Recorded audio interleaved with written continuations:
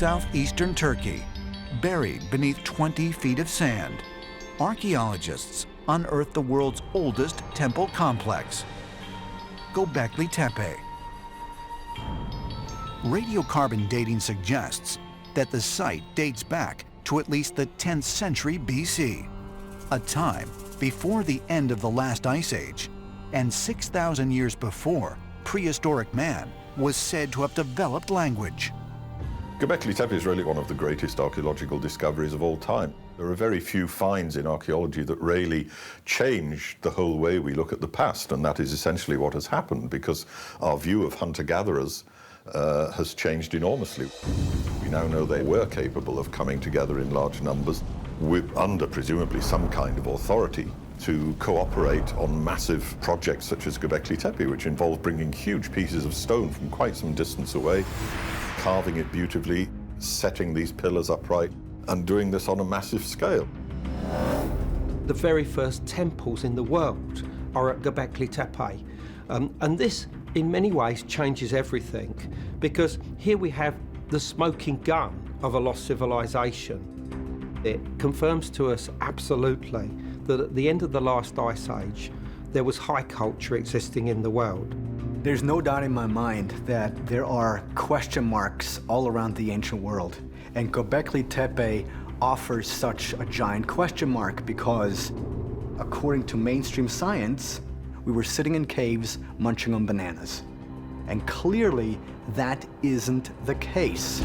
Although to date, archaeologists have only excavated less than 1 acre of this 22-acre site, what they have found is astounding. The remains of a complex of buildings, massive walls, and T-shaped stone formations, some 9 to 10 feet tall and weighing up to 50 tons. Many of the stone pillars are covered with relief carvings of animals, reptiles, and insects. Archaeologists have also found figures at the site that appear to represent humans with strangely stylized clothing. We have no idea what these humans represent. We suspect that these are not just simple statues commemorating people. They could be gods, they could be spirits, they could be ancestors, something of that kind. But perhaps most intriguing is a life-size statue found just 6 miles away that has been dated to the same period. The Urfa Man. This looks like a person who has come from an advanced civilization, who's wearing something that has much more of a defined collar, possibly even some sort of advanced spacesuit. What the heck is he doing there? His face looks strange, he's bald, his head, his eyes look weird. There's something unusual about this guy, and that could be a clue that leads us into the mystery of an antediluvian or pre-flood civilization. Is it possible that the strange humanoid figure found near Gobekli Tepe actually represents an extraterrestrial, a being from a lost civilization that existed on Earth sometime before the last ice age? If so, does it give credence to other ancient stories describing otherworldly civilizations that once existed here on Earth? All over the world, we have giant statues and carvings of people's faces and heads. Some of them are giant colossal heads, like the Olmec colossal heads.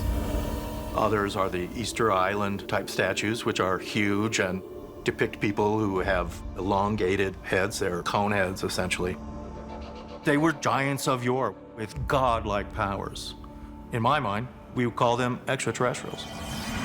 There's this recessed courtyard in Tiwanaku that has all these different faces. These stones were found underneath the soil, meaning that at some point, some type of event happened that buried these particular stones.